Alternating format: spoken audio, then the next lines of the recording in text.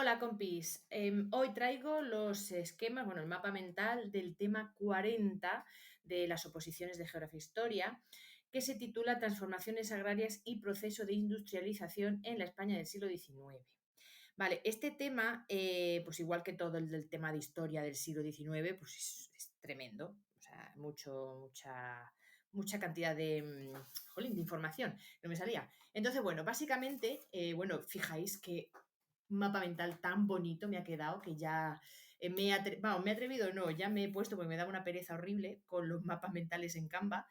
Y claro, es que ya siendo profe tienes ahí que esto no es publicidad, pero mola porque se te desbloquea el tema premium, ¿no? Por ser profe y ya puedes hacer auténticas virguerías con el tema bueno, con todo lo que quieras hacer en Canva, ¿no? Entonces yo ya me he puesto a practicar y me ha salido esta cucada, que este es mi primer esquema, bueno, mapa mental por ahí. Entonces, bueno, me dejo ya de chorradas. Tema 40. Para este tema yo he revisado varios apuntes que tenía de varios sitios distintos, academias y unos que tenía yo de hace ya 10 años. Me he leído artículos nuevos por ver un poco por actualizar y eso. Y bueno, básicamente este tema me lo he hecho en 5 grandes puntos. Empezamos abajo con las características básicas de la economía y la sociedad española del siglo XIX, la evolución general de la economía, ¿no? A grandes rasgos a nivel cronológico, ¿no? A lo largo del siglo. Y luego ya nos metemos en harinas con las transformaciones agrarias, con sus objetivos, su cronología, la legislación liberal para llegar a cabo estas transformaciones agrarias y sus consecuencias. Luego pasaríamos al proceso de industrialización, pues con causas de su fracaso, porque, bueno, spoiler, no fue exitoso, ¿no? Las diferencias, yo he añadido aquí unas diferencias con la industrialización europea que me parecen interesantes, y luego ya, pues lo que es el tema, ¿no? Sectores industriales en España. Y luego, por último, pues las consecuencias sociales de las transformaciones económicas. Como siempre digo yo a mis estudiantes, todas las cosas que se hacen en la historia, todas las cosas que se han hecho, todo hecho histórico tiene sus causas y sus consecuencias. Bueno, pues aquí iría un poco también todo el tema, ¿no? Vale, empezaríamos precisamente con esas características básicas de la economía y la sociedad del siglo XIX, a grandes rasgos, ¿vale? Voy a hacerlo muy resumidito. Pues la economía española tiene un crecimiento muy lento y la revolución industrial es tardía e incompleta.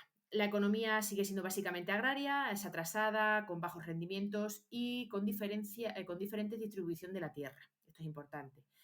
La estructura social sigue siendo arcaica, pues con una clase media burguesa bastante débil, el poder lo sigue teniendo la nobleza terrateniente y la población pues es prácticamente campesina y tiene unas condiciones de vida bastante chungas.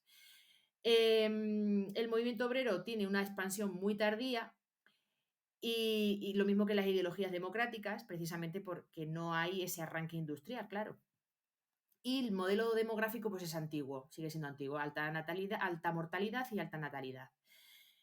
Etapas de esta evolución económica. Pasamos al siguiente punto. Bueno, pues una primera etapa que es de 1800 a 1833, es decir, durante el reinado de Fernando VII, pues empieza el reinado con una grave crisis económica debido a la interrupción del comercio con América. Primero, por la independencia de las colonias americanas y segundo, por las guerras precisamente de estas derivadas de la independencia. ¿Vale? Primero, de la guerra de independencia, jolín, que me he trabado, entre España y Francia y luego la independencia de las colonias americanas, que se me ha ido ahí un poquillo la olla. El caso, que además también esta crisis económica se caracteriza por una baja producción agraria y pues estas continuas guerras y crisis pues llevan a un estancamiento demográfico. Vale, la segunda fase sería la segunda etapa de 1834 al 74, que son pues bajo las regencias de María Cristina y Espartero, y el reinado de Isabel II y el sesenio democrático. Aquí ya comienza pues, un primer foco industrial de textil en Cataluña, pero el crecimiento económico sigue siendo lento. Es caracterizado por un mercado pobre y mal articulado, no hay capitales propios, sobre todo lo que más se invierte, el dinero que más invierte es capital extranjero, esto según un artículo de Tortella. También, y bueno, pues todos esos conflictos entre la burguesía industrial, que es proteccionista, y la burguesía terrateniente, que es exportadora, no es más liberal, ¿no? Ahí, entonces tienen ahí ese roce. Y la última fase, la tercera fase, que es del 1875 a más o menos 1914, que son ya los reinados de Alfonso XII y Alfonso XIII. Pues aquí la economía, el desarrollo económico se aceleró, pero no al nivel de la segunda revolución industrial. Se crearon capitales propios y un sector bancario nacional, hubo un rápido crecimiento industrial textil en Cataluña, nacimiento de las importaciones, nacimiento importante de las industrias siderometalurgias en Euskadi y Asturias, pero también en los años 90, a finales de siglo, sucede una grave crisis económica por el tema de la filosera, acordaros, y luego también pues, sigue existiendo los grandes latifundios que abandonan el libre cambismo y se unen con la burguesía industrial proteccionista. ¿Vale?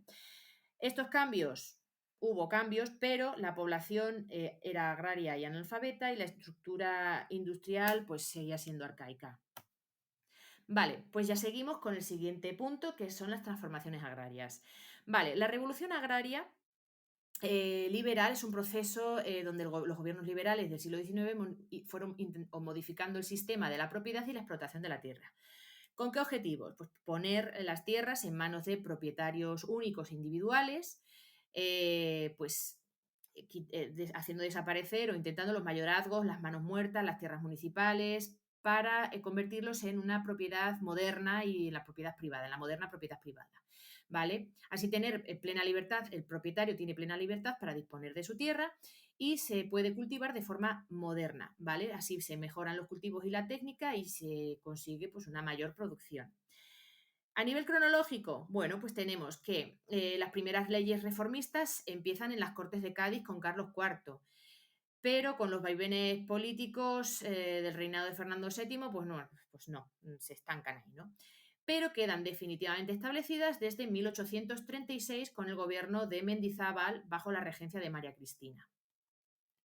Esta legislación liberal consiste en la libertad de explotación, por lo tanto, libertad de acercamiento, explotación, de arrendamientos y libertad comercial.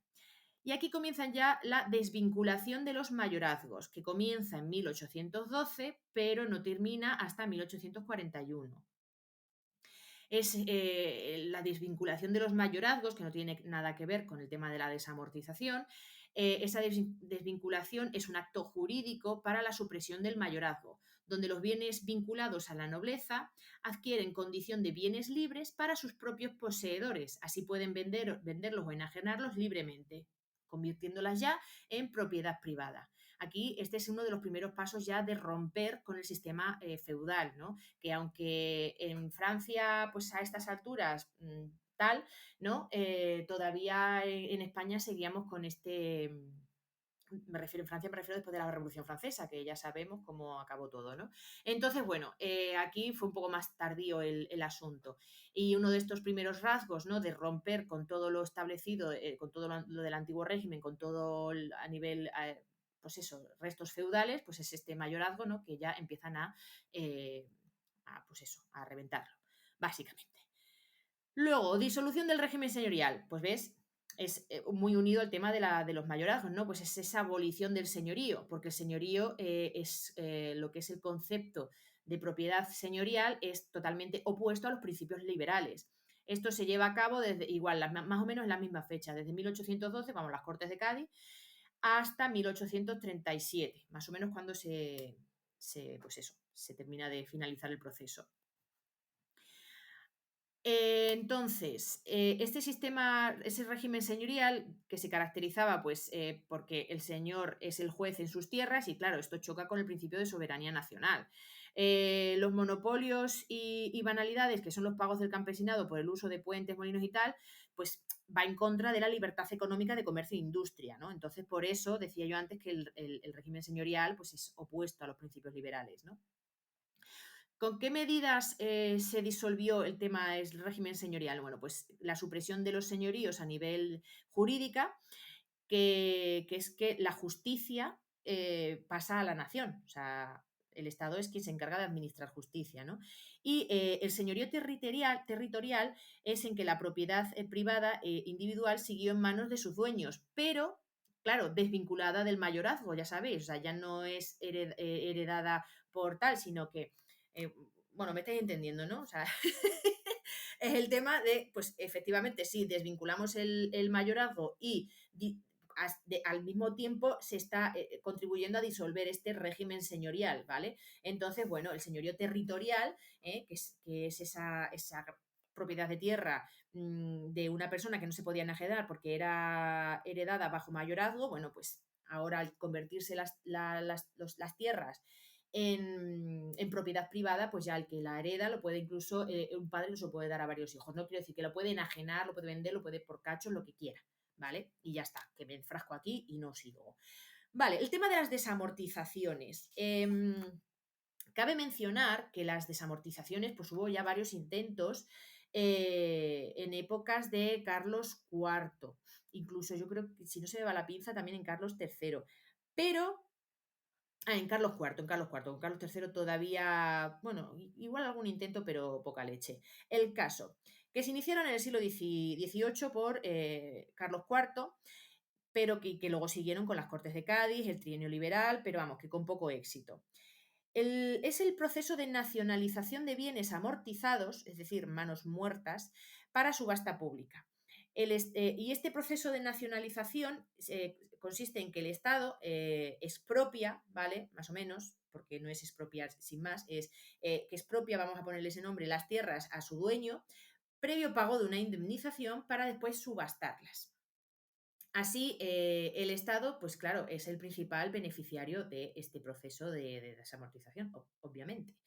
Estos objetivos, o sea, los objetivos que tienen las desamortizaciones son los de poder ayudar con los problemas financieros al Estado, por supuesto, y hacer frente a la deuda pública. Eso a nivel general para el Estado, ¿no? Pero luego cada desamortización tuvo sus objetivos específicos. Esto parece la ley educativa, ¿verdad?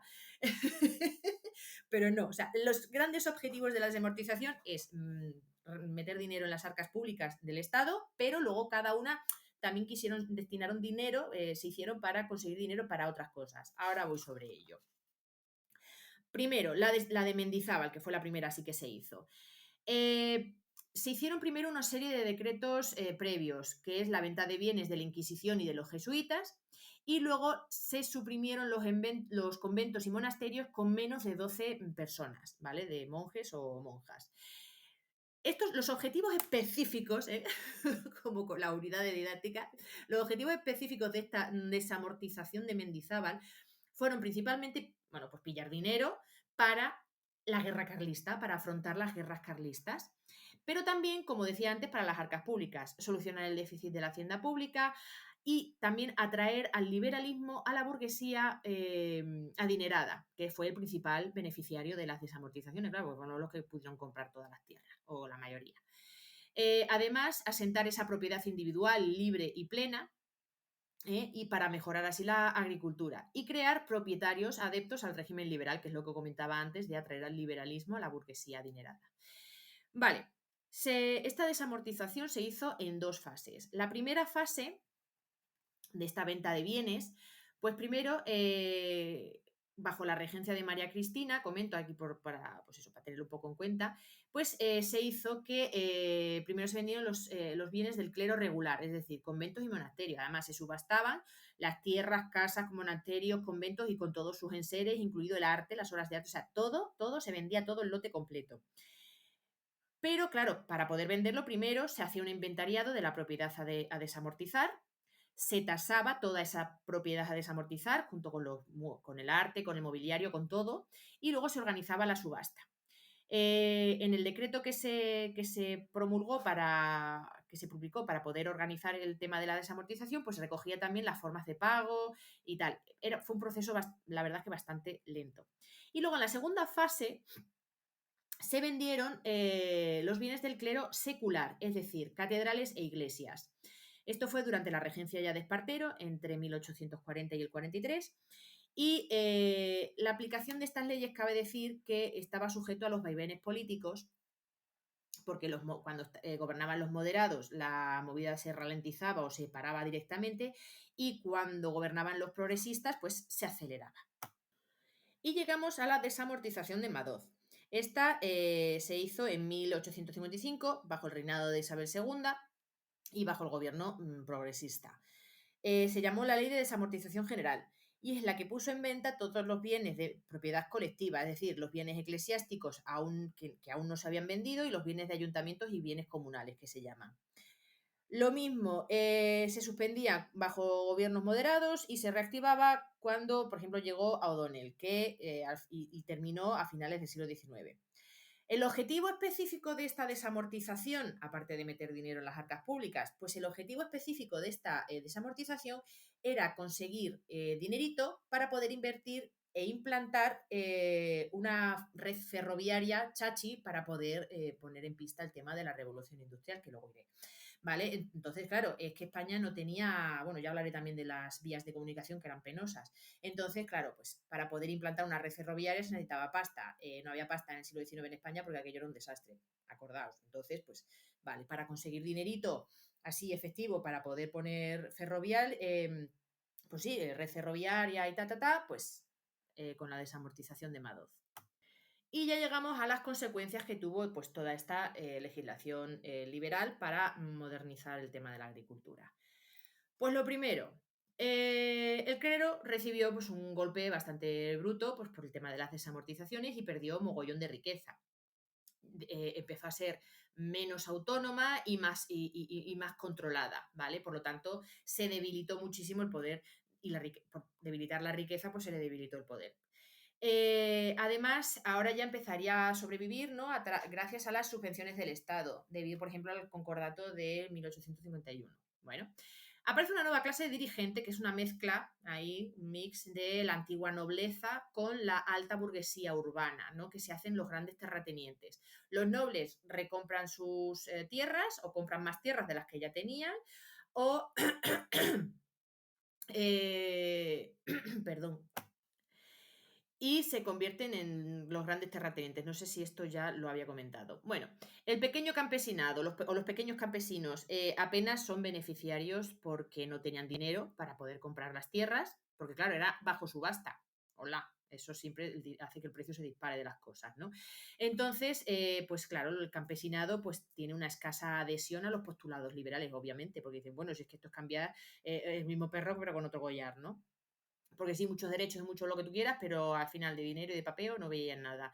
Entonces, bueno, pues ahí lo tenemos. Los campesinos no propietarios, pues su situación, obviamente, empeoró mucho más. Tenían contratos de arriendo, sus contratos de arriendo eran rescindidos por los nuevos propietarios, muchas veces son expulsados de las tierras y son sustituidos por jornaleros, que no sé la palabra. Total, que en general aumentó la superficie agraria cultivada, la producción y las exportaciones, ¿vale? Pero la agricultura siguió siendo extensiva, atrasada y poco productiva. Aunque aumentó, pues fíjate, para que seguir siendo poco productiva, tampoco es que fuera un éxito de la leche. Y además no favoreció el despegue del sector agrícola el que se siguiera o siguieran existiendo el minifundismo en el norte peninsular y los grandes latifundios, el latifundismo, en la mitad sur. Entonces, esto, pues claro, para que se despegue el sector agrícola, que haya una revolución agrícola específica y chachi para que luego despegue la revolución industrial, pues ya vamos mal. Ya vamos mal para nuestra revolución industrial. Vale, esto nos lleva ahora a ver lo que avanzaba yo de por qué fracasó la revolución industrial, ¿no? Esas causas de su fracaso. Vale, por una parte, ya he comentado varias veces que la revolución industrial pues, fue lenta y con una fuerte concentración geográfica. ¿Por qué fracasó nuestra revolución industrial? Pues mira, por la falta de capital para invertir. Es decir, los capitales propios de la gente, de los españoles aquí con dinero, pues no invertían en la industria. Se destinaron, o sea, la mayoría de la gente con pasta se destinó a comprar tierras. Aquí en España el terrateniente es lo que más de moda estaba y lo que más, el que tiene tierra es el que tiene pasta. Pues ya está. Entonces no concebían el tema de invertir en la industria. Por lo que se tuvo que recurrir a capitales extranjeros para todo.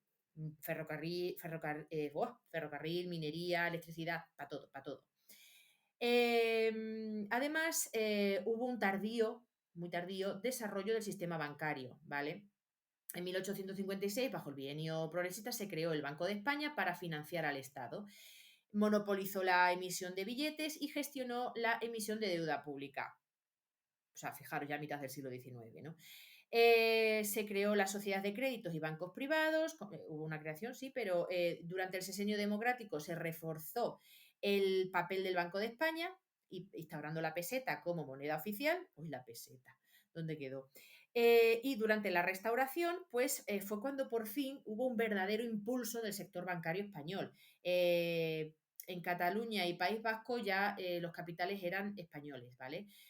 Y gracias también pues un poco pues a la exportación de vinos catalanes, al negocio colonial con Cuba y Puerto Rico, exportación del hierro vasco a Gran Bretaña. La banca hispana pues ya se fue consolidando, ¿no? Pues el Banco Bilbao, el Banco Vizcaya, el Banco Santander, el Banco Hispano, en fin. Pero claro, esto fue tardío, fue ya a partir de la mitad, hacia el final del último cuarto, ¿no? Del siglo XIX. Seguimos con las diferencias de la revolución industrial, o sea, la española con la europea, ¿no? Pues las principales diferencias es que fue más tarde y más lenta. Y aunque la industria textil catalana nació relativamente pronto, no hubo pues, no se puede considerar tampoco una gran revolución industrial. Tampoco hubo una auténtica revolución agrícola previa e impulsora de la industrialización. La industria española era dependiente del capital extranjero, pero no solamente del capital, sino también de la tecnología extranjera.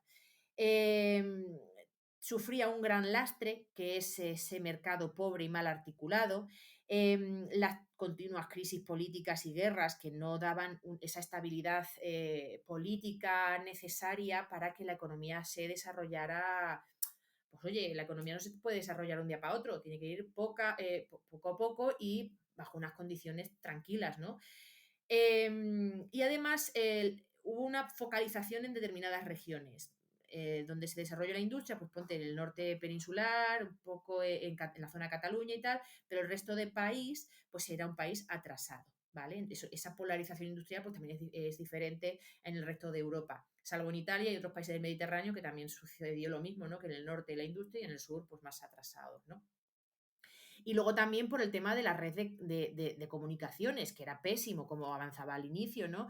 Porque también para una industrialización buena, pues necesita una red de comunicaciones buena también para poder transportar no solo las materias ya, la producción, sino las materias primas, en fin, para el comercio, para todo, ¿no?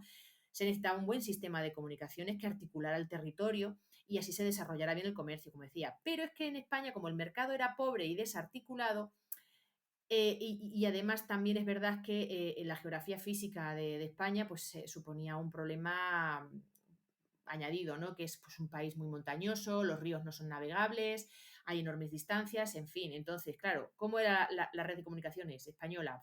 Con carreteras de aquella manera, ¿no? Que ya se reformaron bajo los Borbones en el siglo XVIII, pero que quedó muy, muy dañada por la guerra de independencia y las guerras carlistas. Ves que las guerras tampoco hacen que dan tranquilidad para que se pueda crecer económicamente, ¿no? Hasta la restauración no hubo una buena labor restauradora de las carreteras, o sea que fíjate. Y luego además, esa distribución radial en 6 vías que parten de Madrid, acordarse del kilómetro cero y de la A1, A2, A3, A4, A5 y A6, que todo el mundo nos conocemos, las autovías, bueno, pues esa distribución radial, pues parten de Madrid, pero que claro, que tenían una contradicción porque el centro estaba poco poblado, mientras que la periferia estaba abarrotada, o sea, eran carreteras radiales que nacen en Madrid, pero es que en realidad todo el cancaneo estaba en el norte y en Cataluña, o sea, mal, ¿vale? Porque el resto del centro peninsular y del sur, pues no estaba, pues en fin, que ya vemos cómo está la cosa. El tren se construye tarde y de forma lenta. Fijaros que, y como faltaba dinero y nivel técnico, bueno, pues claro, se tuvo que recurrir pues, primeramente a la inversión extranjera y luego, pues como comentaba antes también, con la desamortización de Madoz, fue con la que se intentó avanzar un poco el asunto. Pero es que aquí, como todo en España, pues también hubo especulaciones y toda la Biblia en pasta. El tema de la construcción, pues que la construcción se inició ya durante la década moderada con el primer tramo Barcelona-Mataró en 1848 y el segundo tramo Aranjuez-Madrid en 1851. La expansión fue lenta Y además cometieron aquí en España, pues como siempre, yo me estoy mostrando muy crítica porque es que, en fin, cometieron un error y es poner un ancho de vía diferente al europeo. Entonces, esto pues va a traer, pues claro, luego va a traer problemitas. Vale, en 1855 se promulgó la ley de ferrocarriles durante el bienio progresista con capital extranjero y la desamortización de Madoz que comentaba antes. Y en el 56 se promulgó la ley de sociedades de crédito, que gracias a la banca extranjera, bueno, pues se hacían las sociedades estas de crédito. Pero, ¿qué sucede? Bueno, la banca extranjera, pues la banca de los Rothschild, estos, ¿no? Los Guillot y compañía. ¿Qué pasa? Que la ley de ferrocarriles establecía subvenciones por cada kilómetro construido y, como por ejemplo, también exención de impuestos.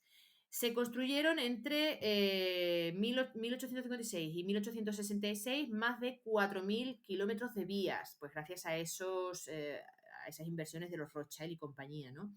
Pero eran trenes lentos y muy caros.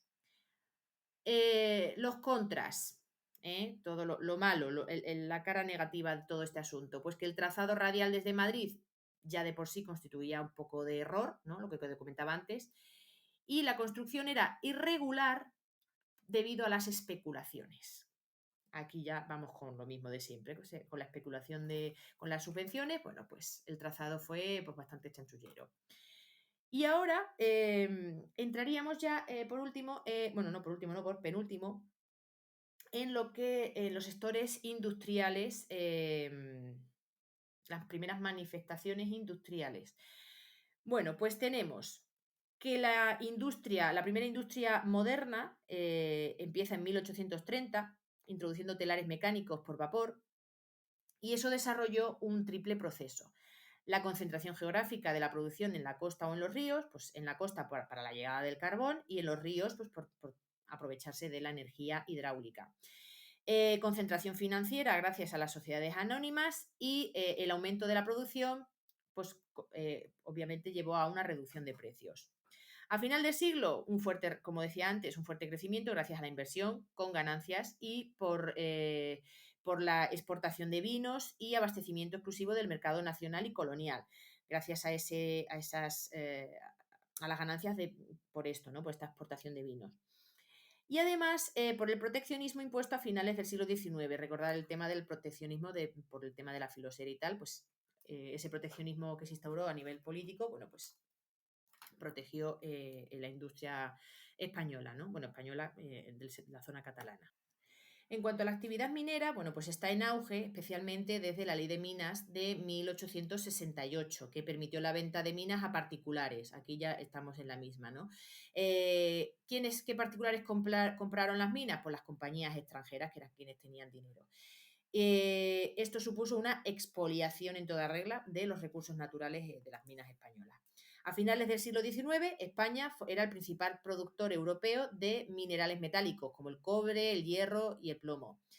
Las principales áreas mineras, pues sierras del suroeste, como las de Almería y Granada, Sierra Morena, la Cordillera Cantábrica y los Montes Vascos. Pero todo en manos extranjeras, o sea, todas las grandes minas buenas en manos extranjeras, salvo el hierro vasco, que los vascos, pues sí tenían, la burguesía vasca sí ejerció un control del hierro vasco, menos mal, ¿no? Y luego tenemos, por ejemplo, la mina de Río Tinto en Huelva, ¿no? Pues estaba en manos de ingleses y suponía el 20% de la producción del cobre mundial. Solo las minas que eran las menos rentables, estaban en manos españolas, como el carbón asturiano, que era caro, es de extracción muy cara y de baja calidad encima, pero que pudo mantenerse pues gracias a esa política proteccionista que comentaba antes todo el rato. Y pasamos a la industria siderúrgica nacional. Pues primero la industria siderúrgica se desarrolló primero en Andalucía, entre Marbella y Málaga, a primeros de siglo gracias al carbón vegetal. En Asturias también a la primera mitad de siglo, pero no se desarrolló bien hasta la restauración y fin de las guerras carlistas. Se consolida en Asturias o por la zona de Asturias. En Euskadi se pilla el carbón más barato, el carbón inglés, y en Asturias pues trabajan con el carbón mineral propio. En el País Vasco hay dos grandes empresas siderúrgicas, o que me trabo. Y además son de alto nivel técnico y de potente producción.